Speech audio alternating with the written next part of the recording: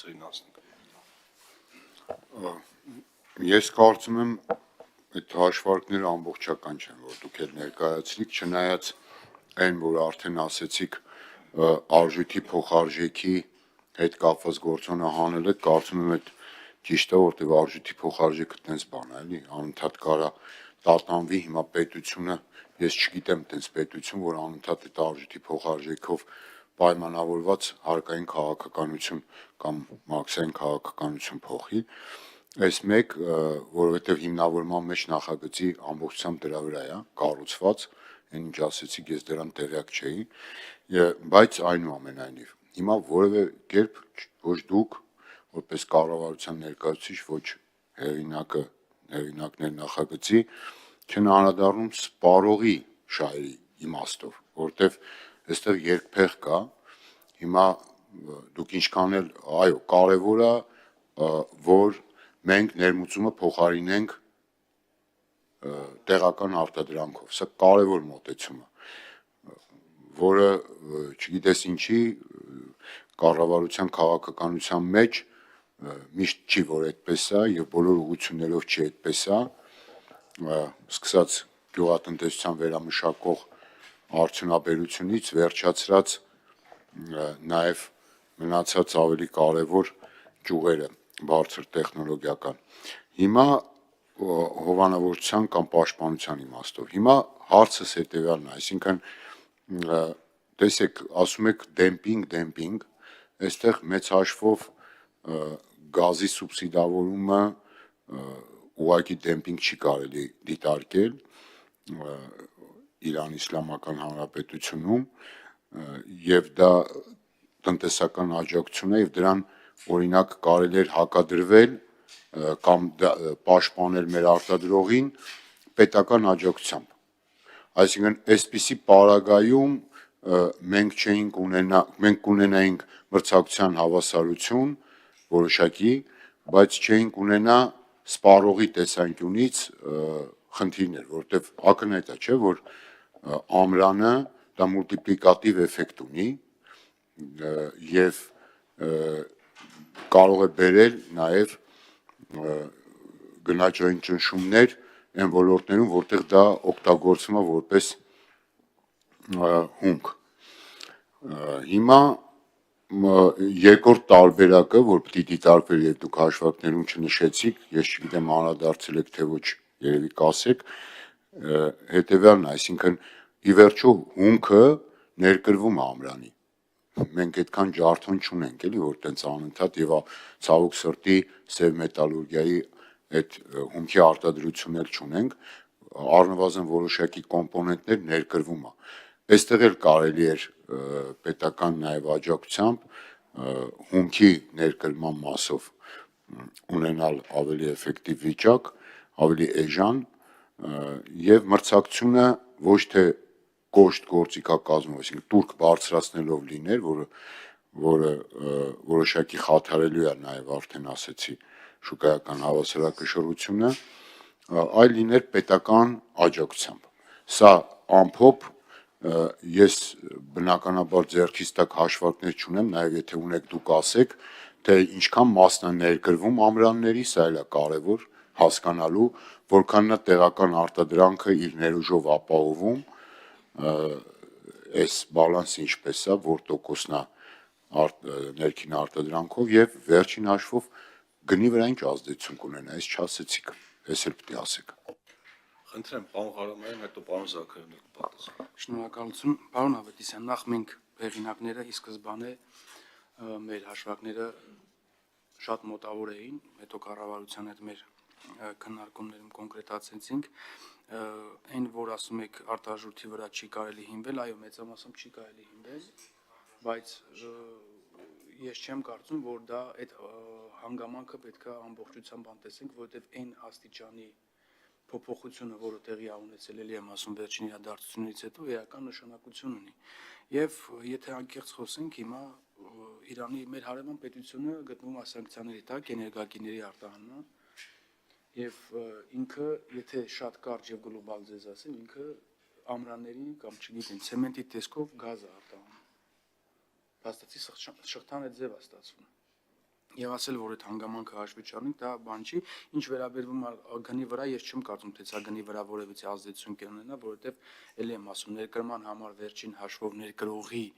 գումարը գրեթե նույնն է լինելու, այսինքն իրանք բան չնալով չեն կարող մենք թողնենք, որ ներկրողները բավականին էժան ներկրեն, տեղական արտադրողների գործարանները բնականաբար փակվեն, եւ չեն կարող այնպիսի իրավիճակ ստեղծենք, որ չկարանան ներկրողները ներկրեն եւ դա այդ արտադրությունը մնա միայն տեղական արտադրողների համար, ինչը չի բացառում, որ օրինակ ամբարեխիղճ գործունեություն կարող լինի եւ պայմանավորվածության արդյունքում գինը բարձրանա։ Այսքանը։ Շնորհակալություն իհարկե հարցի համար։ Տեսեք, այստեղ պետք է հասկանանք ինչ ենք հասկանում թանկացում ասելով, որովհետև վերջին մի քանի ամիսների ընթացքում ներկրման գինը իջել է մոտավորապես 47,000 դրամով։ Այսինքն, երբ որ մենք խոսում ենք դեմպինգից, ի նկատի ունենք այն ծախսային դրույթները, որոնք որ տեղ են գտել ինքնարժեքում։ Ինքնարժեքում տեղ գտած ծախսային դրույթները, եթե այլ հանգամանքներում սուբսիդավորվում է կամ այլ պայմաններով նվազեցվում է, սա հակամրցակցային պայմաններ է ստեղծում։ Դրա արդյունքում մոտավորապես ներկրողների մոտ 47,000 դրամով ավելի էժան ներկրում է ստացվել, որը որ խնդիր է առաջացրել արդեն տեղական արտադրողների հետ շրջանում, բայց ես մի բան ասեմ, որ ամրանի գինը այդքան չի իջել, ինչքան որ այդ սուբսիդավոր մասը։ Իսկ երբ որ մենք առաջարկում ենք դնել այս կարգավորումը, մենք ընդհանրապես ուզում ենք բալանսավորենք, որ ինքնարժեքի հաշվարկով գոյացող արդեն գինը վերջնական կա տրամաբանության շրջանակներում, նաև այստեղ շահույթի չափաբաժին եւ այլն։ Ինչ վերաբերում է պետության կողմից սուբսիդավորումներին, դուք գիտեք, որ պետությունը նույնպես տարաբնույթ աջակցման ծրագրեր իրականացնում է, որոնք որ նույնպես հաշվարկված են այս կոնֆիգուրացիայի մեջ։ Այսինքն, երբ որ ես ասեցի գազի գինը 33,000 դրամ է հաշվարկվել, ես արդեն ի նկատի ունեի նաև մեր պետության կողմից իրականացված որոշակի աջակցող ծրագրերը ներառյալ, որովհետև եթե ընդհանուր նայենք գազի գնի չափաբաժինը ինքնարժեքի մեջ, դուք կտեսնեք, որ դա 32,000 չի, այլ ավել է։ Իսկ ինչի ես ասեցի 32,000, որտեղ հաշվի առա նաև պետության կողմից իրականացվող որոշակի աջակցություններ։ Հումքի հետ կապված ուզում եմ ասեմ, որ մենք այլ երկրներից քիչ քանակությամբ հումք ենք ներմուծում, որտեղ հիմնականում դեռևս կարողանում ենք Հայաստանի Հանրապետության առաջացած թափոններով իրականացնել, մենք ներմուծում ենք միայն օժանդակ նյութերը։ Ինչ վերաբերում է ինքնաբավության մասով, որ դուք ասեցիք, իրավացիորեն, բայց ես ձեզ ասեմ, որ 3 գործարանները, որոնք որ Հայաստանի Հանրապետությունում այլևս գործում են, նրանք հնարավորություն ունեն Հայաստանի Հանրապետության ինքնաբավությունը ապահովել այս արտադրանքների մասով։ Չնայած մեր կարգավորումը կարծում եմ, որ չի բերի նրան, որ ներկրումները ամբողջությամբ չեն լինի, որովհետև մենք գիտենք, որ ներկրումների վրա ազդում է նաև լոգիստիկ ծախսերը, իսկ Հայաստանի Հանրապետության դեպքում, երբ որ Իրանի Իսլամական Հանրապետությունից ներկրումներ են իրականացվում, օրինակ Սյունիքի մարզում լոգիստիկ ծախսերը անհամեմատ ավելի ցած են լինում Սյունիքի մարզում եւ Վայոց-Ձորի մարզում, ավելի ցածր են լինում, քան այլ մարզերում, եւ տվյալ դեպքում հնարավոր է, որ օրինակ Սյունիքի մարզում մեր արտադրողները դեռևս ամբողջությամբ չկարողանան մրցակցային իրավիճակում լինել, քան Իրանից ներկրվող մեր ներկրողները։ Դրա համար մենք փորձել ենք այդ բալանսը հնարավորինս պահենք, հաշվի առնելով նաև պետական աջակցությունները։ Շնորհակալություն։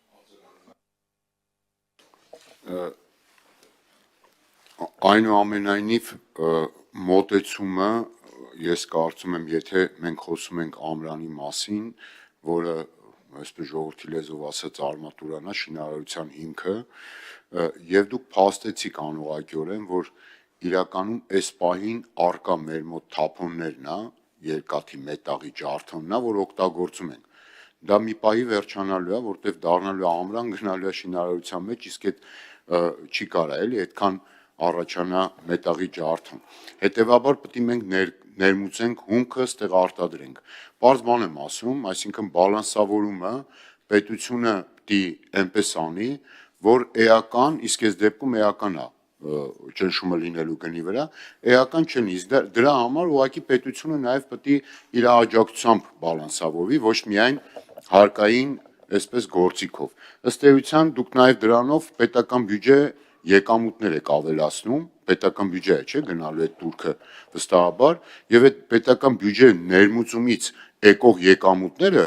պարզ ասեմ, կարա ծառայի որպես պետական աջակցություն նույն ոլորտին։ Առնվազն գոնե այս հաշվարկն է, եթե դուք գայիք ասեք, այսքան турք է գեներացվում, այսքան մենք այս ամբողջը դնում ենք այս ոլորտի վրա, սա հասկանալի կլիներ, որ պետական առաջնահերթությունը ոլորտը զարգացնելու մասին է, ոչ թե հարկային մուտքերը ավելացնելու։ Հիմա գալով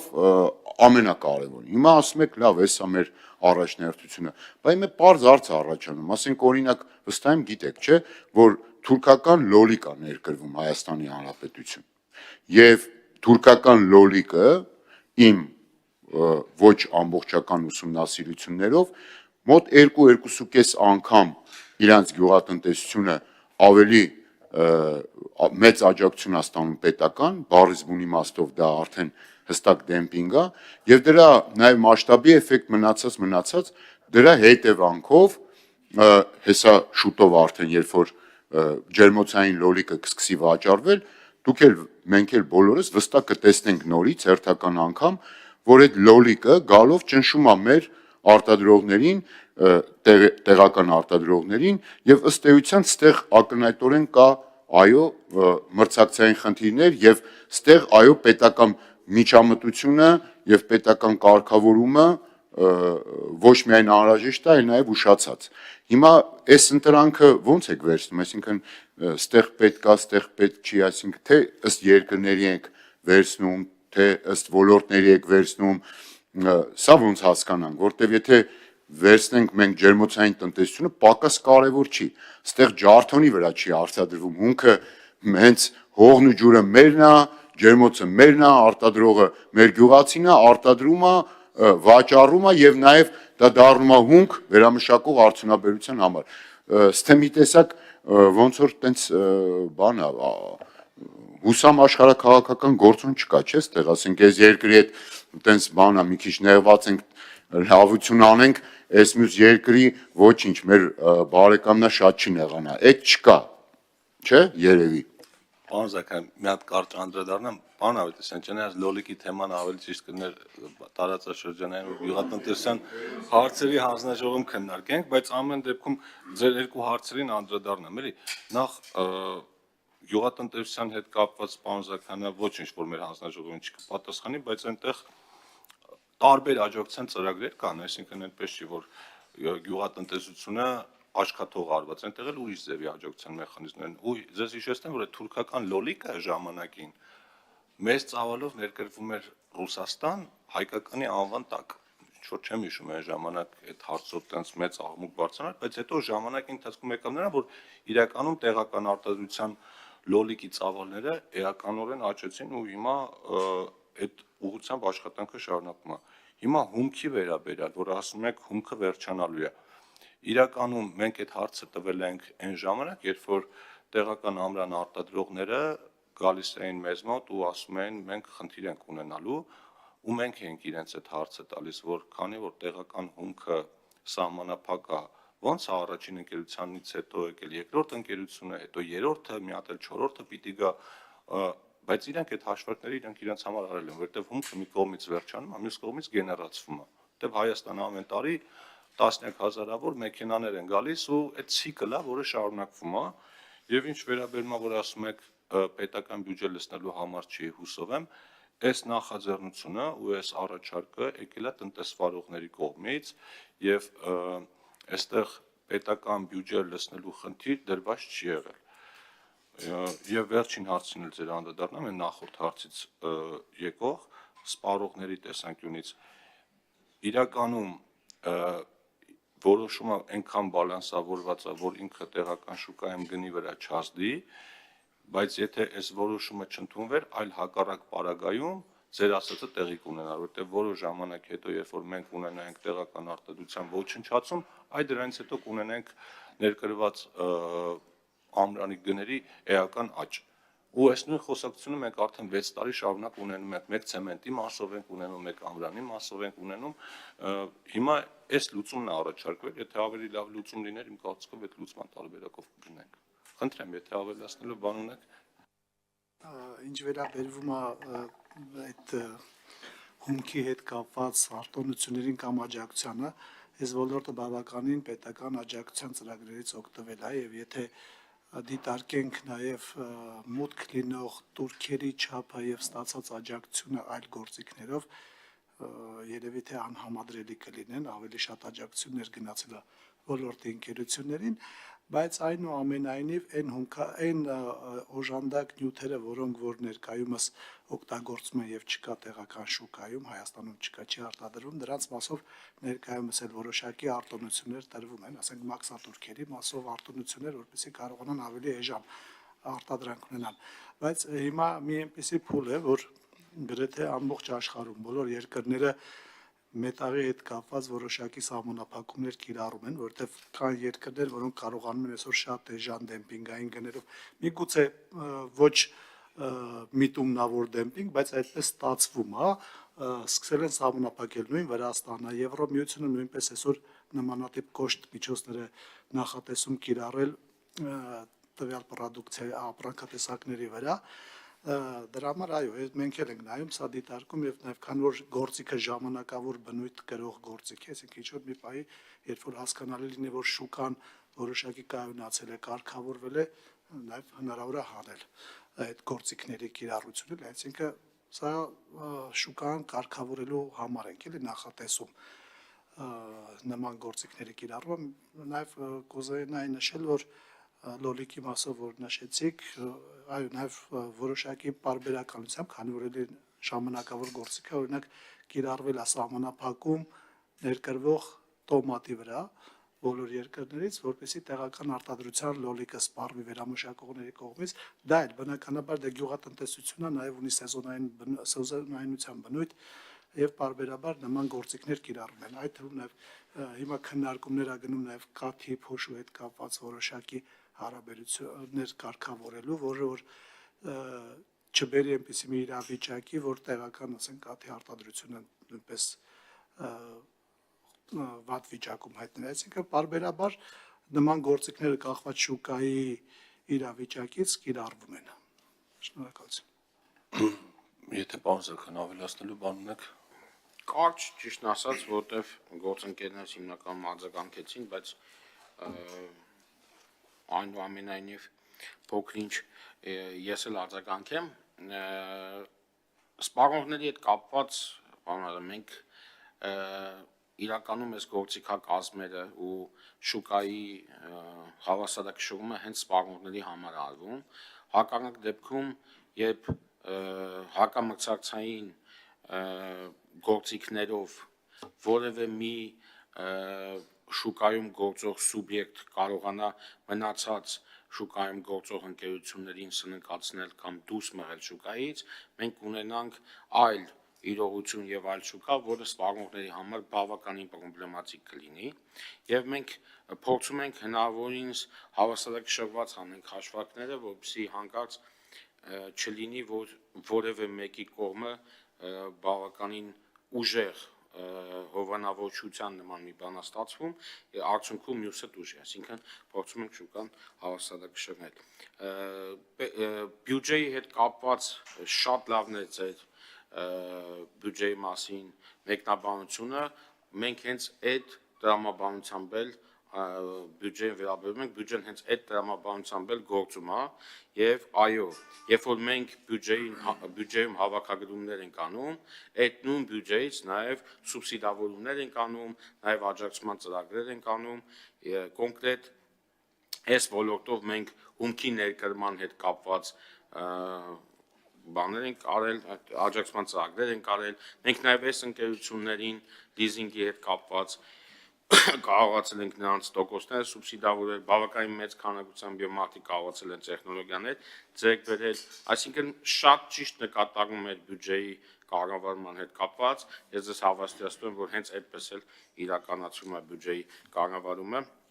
ինչ վերաբերում է գյուղատնտեսության ոլորտին, վերջերս ընդամենը երևի թե մի շաբաթ թե շաբաթ առաջ հենց լոլիկի մասով պետությունը որոշակի էլի աջակցման ծրագիր մթերողներին արեց եւ եթե հետևեք էկոնոմիկայի նախարարության եւ կառավարության աջակցման ծրագրերը կզգաք որ պետության կողմից արվող միջոցառումները վերաբերվում են գրեթե բոլոր բիզնեսներին, բոլոր ոլորտներին եւ նրանց արտադրական շղթաների գրեթե բոլոր հատվածներին, այդ թվում ներդրումներից սկսած մինչեւ արտահանում։ Շնորհակալություն։ Այլ հարցեր չկան։ Այդ դեպքում մտքերի փոխանակության անցնենք ցանկություն ունեցողներ, խնդրեմ պարոն Ավետիսյան։ Ես իհարկե հավատում եմ ձեզ, որ ասում եք, բայց իմ ասածը մի քիչ ուրիշ էր, թվեր էի ասում, ես 4 թվերին եմ, էլի ավելի շատ հավատում կամ դրանով եմ պատկերացում կազմում, ես շատ պարզ ասեցի, որքան է այս պահին հավաքվում турք այս գծով, որքան նաև այդ ներմուծման մասով, ոչ միայն турք, նաև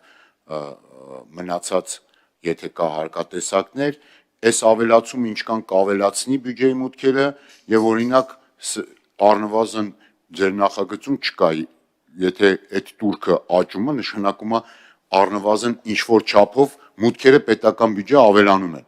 Եթե նախագծում լիներ, որ այս սրանով նաև այս աջակցության ծրագիրն ենք առաջարկում ավելացնում, դա պարզ կլիներ, որտեղ գումարը ավելանում է, առնվազն այնտեղ աջակցություն չի ավ։ Սա էր մոտեցումը։ Հիմա որ դուք տանում եք, որ սա անում ենք, որպեսզի սպառողները, մեր տեղական արտադրողը դուրս չմղվի, ես դրա մասին չեմ էլ խոսում, ընդհակառակը։ Իմ ասածը մոտեցման հարցն է։ Ոչ թե ես ասում եմ թող տեղական արտադրողը պարտվի մրցակցության մեջ։ Ճիշտ հակառակը։ Ես ասում եմ տեղական արտադրողի համար երկարաժամկետ զարգացման հնարավորություններ պետք է ստեղծվի, այդ թվում տարածաշրջանային շուկայում, որ անընդհատ անհրաժեշտություն չլինի հարկը բարձրացնել, հարկը իջեցնել, չգիտեմ, փոխարժեքին հետևել եւ այլն, որ իրենք էլ կայանան, դառնան մրցակից, ինչու ոչ, նաեւ տեղական արտադրանքը արտահանվի հենց հարևան երկրներ կամ ավելի հեռավոր երկրներ։ Սա է իմ ասացի տարբերությունը, որևէ մեկը չի ասում տեղական արտադրողի հաշվին։ Մոտեցման հարցն է։ Հարկ, անուղակի հարկ ներմուծման մաքս турք բարձրացնելու փոխարեն համարժեք պետական աջակցություն։ Սա է մոտեցումը, որ ես մեկը ձեր զեկույցից, ձեր բերած թվերից կամ դրանց բացակայությունից չհասկացա, թե ինչպես եք դուք դա բալանսավորե իմ ասացի իմաստով։ Այլ կարծիքներ։ Ես էլ կարճ ելույթ ունենամ, ավելի մի հատ առաջարկ անեմ, հետո արդեն հիմնական ու հարակից զեկուցողներն էլ կլսեմ։ Ուրեմն այս միջոցառումը կիրառելու նպատակահարմարությունը մենք մանրամասն քննարկել ենք դեռ նախորդ նստաշրջանում, երբ առաջին անգամ 29000 դրամի турքը սահմանում ենք, այսինքն այն, որ այս տարբերակը պետք է, այս քննարկումները դրան են բերել։ Ընդ որում խոսքը վերաբերում է ոչ միայն, այս հատուկ ուզեմ նշել, խոսքը վերաբերում է ոչ միայն թվով այս պահին 3 ամռան արտադրողներին, այլև խոսքը վերաբերում է նաև մի քանի այլ ավելի փոքր ընկերություններին, որոնք բիլետներ են, եթե չեմ սխալվում, մատակարարում որպես ամռան արտադրելու հումք այս ընկերություններին եւ խոսքը վերաբերում է հարյուրավոր ածների, որոնք էլ իրենց հերթին ջարդուն են ապահովում այդ բիլետ արտադրողներին, այսինքն այստեղ երկար ինչ որ արտադրական կամ տնտեսական շղթա է աշխատում ու եթե մենք օրինակ ամրանի մասով համապատասխան լուծումը չենք տալիս, խնդիր ենք առաջացնում ոչ միայն իրենց համար, այլև այդ նախորդ բոլոր շղթաների համար։ Հիմա երկրորդ կարևոր հանգամանքը կհիշեք, որ մենք երբ 29000 դրամ տուրքը սահմանում ենք, այն ժամանակ կար այս խոսակցությունը, որ միգուցե տուրքի չափը բավական չի, որովհետև ռիսկեր կան, որ կարող է փոխարժեքի մասով որոշակի տեղաշարժեր լինեն եւ ԵԱՏՄ-ի այդ մաքսատուրքի թեման էլ էլի հրատապեր, բայց մենք որոշեցինք, որ այդ պահին ընդունենք Տուրքի այն չափը, որը որ առաջարկվել էր, հետո եթե կարիք լինի կվերանայենք։ Հիմա հաշվի առնելով շուկայի արդեն փաստացի իրողությունները ու այն ռեալ ու օբյեկտիվ մտահոգությունները, որ կան արտադրողների կողմից, որոշել ենք այս տարբերակով գնանք։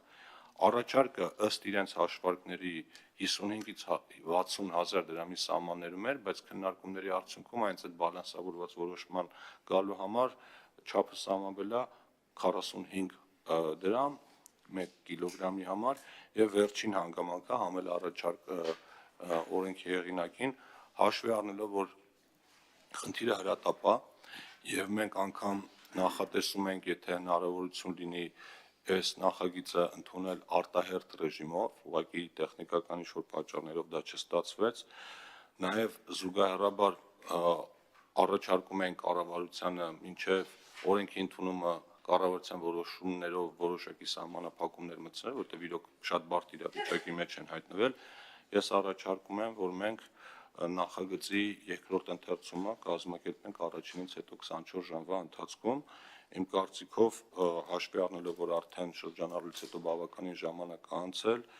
ու հաշվի առնելով, որ խնդիրը իրոք հրատապ է, արագացված ընթացակարգով ընդունելը այս դեպքում լրիվ արդարացված է։ Խնդրեմ։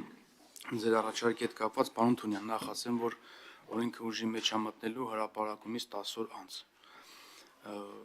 Ձեր առաջարկությունը իհարկե կքննարկենք, դրա դեպքում պետք է նաև այս դրույթը փոխվի։ Չէ, դե եթե արտահերթ 24 ժամանակ, մեկը 10 օր հետո ընդունել։ Բան, ստորագրելուց 10 օր հետո։ Չէ, չի կառավարություն չի կարող օրենք շրջանցի եւ թույլ չտա ներկրումը, պարոն Ավետիսյան, լավ էլի։ Եթե օրենքը Տենց ասեցիք, պարոն Թունյան։ ես ասում եմ անգամ առաջարկում էին, եթե օրենքը ընդունվում է 5 օրից, ուժի մեջ է մտնում 15 օրից։ Եթե օրենքը ընդունվում է 1 ամսից, ուժի մեջ է մտնում 40 օրից։ Էդ է, այսինքն մենք ինչքան Իմ ասածը պարոն Թունյան այնա, որ եթե այդպիսի հրատապության խնդիր կա, մենք եթե 24 ժամյա ռեժիմը որոշենք, որ անենք, պետքա նաև դրույթը փոխենք առաջինից երկրորդ ընթերցում եւ օրինակ մտցնենք հրապարակման հաջորդ օրը։ չէ, դա մեկը չի ակտիվ։ Ուզում ասեմ, այդ շուտ չի լինի, էլի 10 օրը մեկա թե մնալու է ամեն Կարա մնա, այսինքն 10 օրը լրացուցիչ ժամանակահատված է տալիս ներմուծողներին, որ իրանք կարողանան այդ ընթացքում ադապտացվեն։ Բայց ես ձեզ մի բան էլ ասեմ, որ եթե հիմա մենք պետական եկամուտների կոմիտեից վիճակագրություն ուզենք, համոզված եմ, որ այն պահից սկսած, երբ որ ձեր նախագիծը հայտնվել է շրջանառության մեջ, մենք նկատելու ենք այդտեղ ներկրման ծավալների զգալի աճ։ Ներկրման ծավալների զգալի աճ մինչև օրենքի ընդունումը կլինի եւ նույնիսկ օրենքի ընդունումից հետո, որովհետեւ այս կարգավորումը վերաբերվում է օրենքը ուժի մեջ մտնելուց հետո կարգավորումներին, այսինքն այն անձինք, այն տնտեսվարողները, ներկրողները, ովքեր մինչև օրենքի ուժի մեջ մտնելը ստացել են լիցենզիա 5 տուրքի չափով, նրանք շարունակելու են ներկրնել իրենց լիցենզիայի չափով 5 տուրք վճարելով։ Նու այսինքն արդեն վճարած են լինելու, երբ որ ներկրեն։ Այսինքն սա ազդեցություն չունենալու լիցենզիա ստացածների վրա։ Մեկ շաբաթ առաջվա տվյալներով 24000 տոննայի լիցենզիա տրվել է։ Խնդրեմ, պարոն Զաքարյան, Ես ճիշտն ասած այդ ես դեպքում չենք կարող պարոն։ Խնդրեմ։ ուզում եի անդրադառնալ ամեն դեպքում պետական աջակցության այդ հատվածին, որտեղ ամեն դեպքում կարևորում եմ պարոն Ազարյան ասածը ու կարծում եմ, որ շատ ճիշտ ուղղությամբ հարցը դու դա եք անում ու շատ համահունչ է մեր քաղաքականությանը, էլի ոստի ես չգիտեմ, եւ մեր քաղաքականությունը մանրամասն չեք բանալը նա է, բայց տեսեք, ամեն դեպքում պետական աջակցության ծրագրերի ու պետական կառավարության պետական քաղաքականության արդյունքում է, որ մենք ջարդուն արտահանող երկրից հիմա դարձել ենք արդեն սև մետալուրգիական խոշոր արտադրող երկիր ու հիմա քննարկում ենք մեր արտադրողներին ոնց կարողանանք պաշտպանենք շուկայում, որպեսզի հակամրցակցային իրավիճակներում կարողանան ճիշտ դուրս գան ու չսննկանան եւ կամ շուկայից դուրս չմղվեն։ Մենք հիմա մտածում ենք անգամ ոնց անենք, որ մեր մետաղը, այսինքն մեր մետաղական արտադրանքները արտահանենք։ Սա իրականում պետության, քաղաքականության ու ձեր ասած աջակցման ծրագրերի արդյունքում է։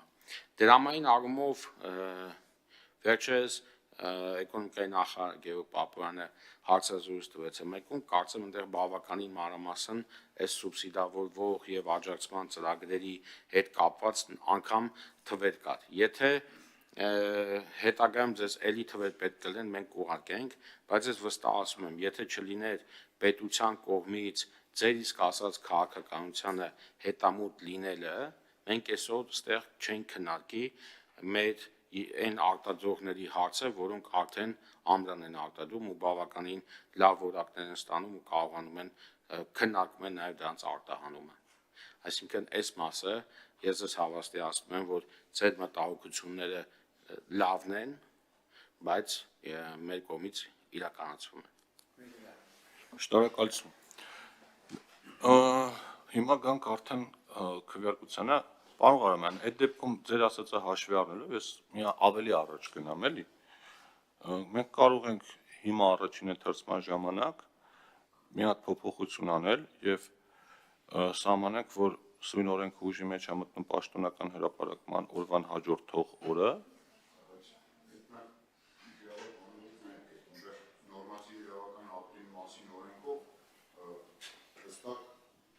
Նորմատիվ իրավական ակտերի մասին օրենքով հստակ նախատեսվում է այդ ուժի մեջ մտնելու կարգավորումներ, այս բանը ամբողջությամբ չեմ հիշում, բայց այդպես չի, որ բոլոր դեպքերում կարող եք դուք հաջորդ օրը ընդունված նորմատիվ ակտ ուժի մեջ մտնի, այս մեկ, որտեվ հիմա բան այդ խնդիրը կա, եւ երկրորդը բան այդ տենց ստրես, լավ, եթե նույնիսկ լավ բան է, այս ստրեսային վարժություններով մի արեք, այսինքն 24 ժամյա ռեժիմով անենք, արագ անենք, չիմանան կամ այսինքն բայ 6 ամսվա պարոն Թունյան 100 անգամ քննարկել ենք, հիմա կասեք турքը դրա մեջ չի մտնում։ Հա, բայց դե բանի տնտեսվարողի համար ինչ տարբերություն, անունը ինչ եք դնում այն գումարի, որը որ պետք ինքը ավել վճարի այդ գործարքը կատարելու համար։ Դա կդնեք մաքսատուրք, թե, չգիտեմ, պետական տուրք, թե անուղակի հարկ եւ այլն, այսինքն այս 6 ամիս առաջ ուրեմն ինքը տեղյակ լինելու մասով, այսինքն երբ որ օրենքը ընդունվում է, գիտեք, հարկային օրենսգրքում ասում է 6 ամսվա պահպանի, որ կարողանա վերադասավորվի, էլի, պետք չի որևէ մեկին լավություն անել, մեկին վնասելու հաշվին։ Պարոն Ավետիսյան, ես թեմա բացեցիք։ Մի հատ բան, մի րոպե, հիմա այս турքը 29, մի րոպե, այս турքը 29, դե թողեք, ես ես լսում եի, 29,000 դրամը հիմա աշխատում է, չէ, ուժի մեջ է։ Օգոստոսի 31-ին է ընդունվել 29,000 դրամը, բա ոնց 6 ամիսը չենք պահել, պարոն Ավետիսյան։ Այսինքն турքի դեպքում մի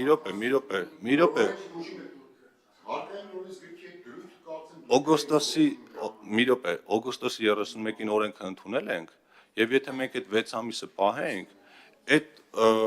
նախագիծը դեռ պիտի ուժի մեջ մտած չլներ, բայց նախ առաջինը սա դասական առումով, օրենքի տարի առումով турքին չի վերաբերում, ուղղակի մենք հանձնաժողովում բոլոր այն դեպքերում, երբ որ ողջամիտ ա եղել,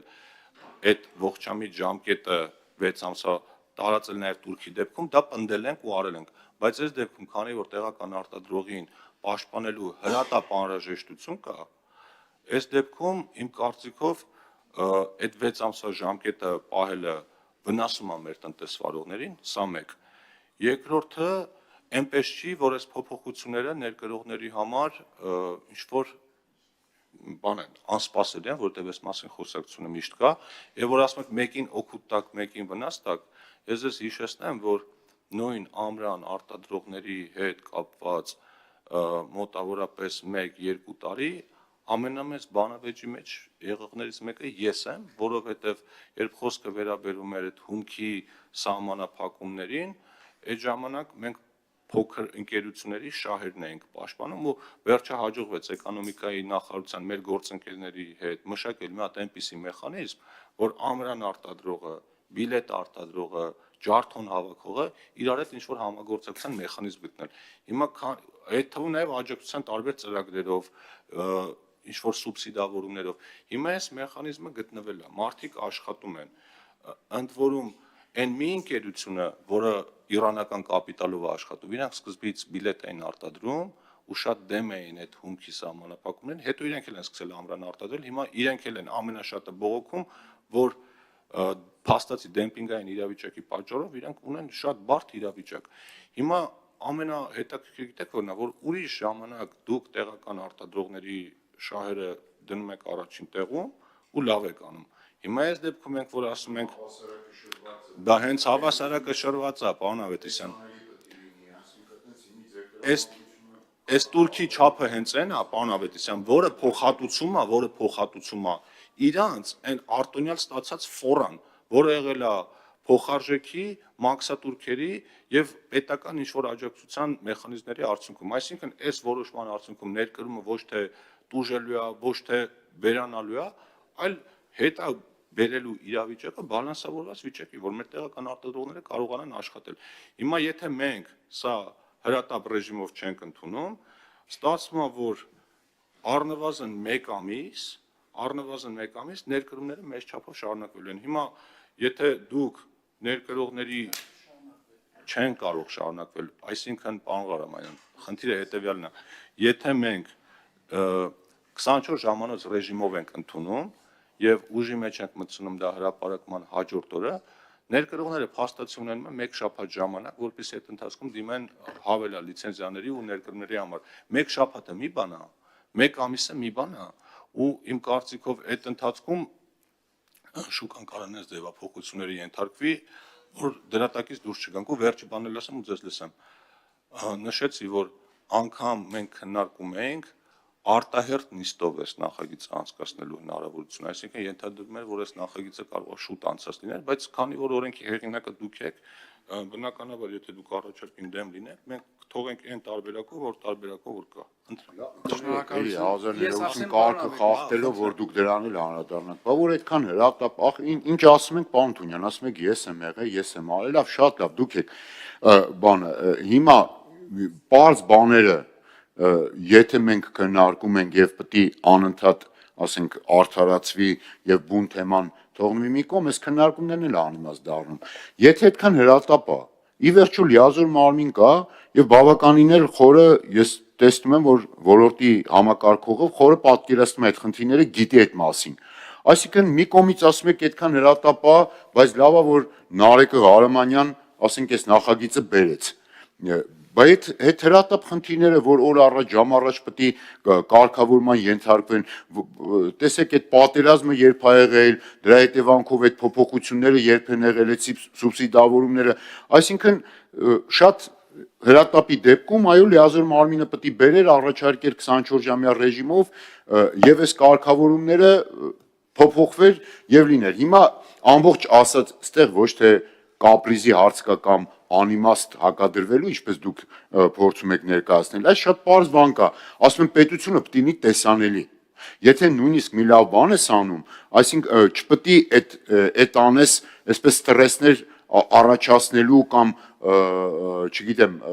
բան կոշտ տենց միջամտությունների մտնելու դուրս գալու ճանապարհով։ Պարզ ընթացակարգերով գոյություն ունեն կարգավորումներ, մարդիկ ներդրում են արել, այդ թվում ներկրողները, որոնք տնտեսվարող են, այդ թվում մեր արտադրողները, ոչ մեկ չի ասում տեղական արտադրում, ինչ եք մանիպուլացնում, պարոն Թունյան։ Ես ասում եմ տեղական արտադրությունը պետք է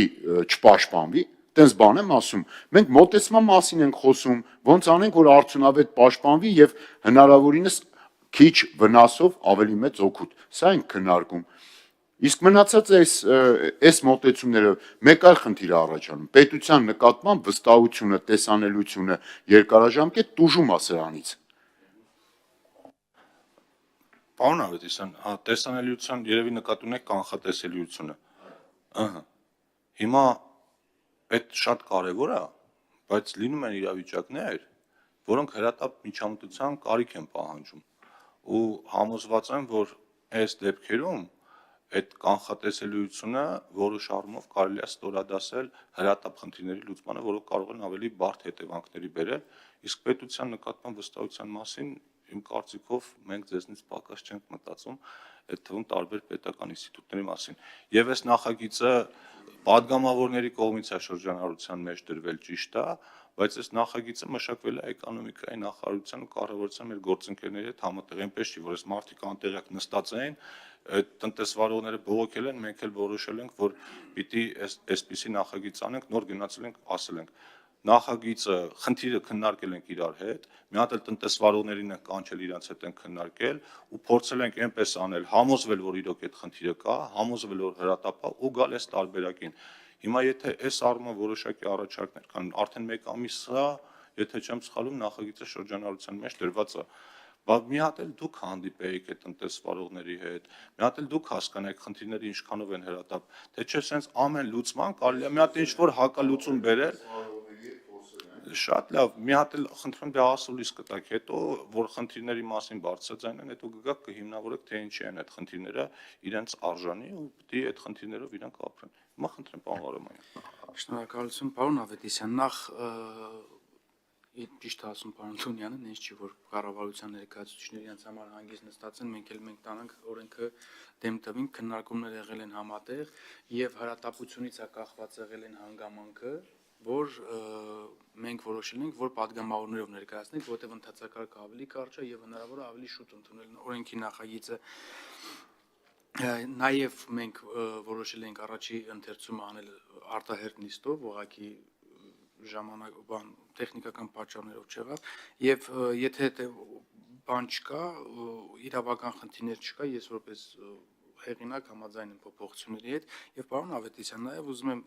ներկայացնել, որ ասում եք տեսանելիություն կամ ներգրողների դժում։ Մեր երկիրը այնքան փոքր երկիր է։ Բոլոր ներդրողները այս օրենքի մասին, որպեսզի արդեն երբ որ շրջանառվել է, բոլորը տեղյակ են։ Պարոն Եգանյանի ասած թիվը դրա ամենացածուն ապացույցն է։ 24000 տոննայի այս պահի դրությամբ արդեն լիցենզիա են ստացել եւ 24000 տոննա տնտեսվարողները կամ ներգրողները կարող են ներկրել։ Այսինքն այնպես չի, որ մարդիկ տեղյակ չեն, մեկ էլ միանգամից բերեցինք եւ եթե ես վստահ եմ պետական եկամուտների կոմիտեն տվյալներ տա, այդ 24000 տոննայի կարա 22000 տոննան, պարոն Եգանյան, այս նախագիծը երբ որ դրվեց շրջանառության, դրանից հետո ստացածները լինի, այսինքն էլի եմ ասում, հնարավորություն ունեցել են եւ 24000 տոննա նույնիսկ բախենալու թիվ է, էլի, որ այդքան այն հին բանով ներկրելու են եւ այսքանը պարոն Թունյան, եթե օրենքի հետ իրավական խնդիր չկա, ես համաձայն եմ փոփոխությունների։ Դե կարանք այս 10 օրն էլ թողենք, ուղղակի 24 ժամանոց ռեժիմը սահմանենք, որը բանա կամ ես առաջարկում եմ այսպես անենք, պարոն Ղարամանյան։ Մենք հիմա ուղղակի 24 ժամանոց ռեժիմը սահմանենք, եթե զգանք, որ այս 10-րդ օրը փոփոխության կարիք ունի, այդ էլ առաջինից երկրորդ ընթերցման ժամանակ է։ Դե վերջ, ուրեմն այս մասը փոփոխություն չենք անում, քվեարկում ենք այն տարբերակով, որ կա։ Ովքեր են կողմ պետական տուրքի մասին օրենքում փոփոխություն կատարելու մասին օրենքի նախագծին, կողմ, դեմ, ձեռնպահ, ովքեր են կողմ, որպեսզի նախագիծը քննարկվի, այսինքն երկրորդ ընթերցումը լինի առաջինից հետո 24 ժամվա, դե ավտոմատ արդեն դա է ենթադրում։ Ովքեր են կողմ, որ նախագիծը ներառվի ազգային ժողովի առաջիկա լիագումար նիստերի օրակարգում, կողմ, դեմ, ձեռնպահ,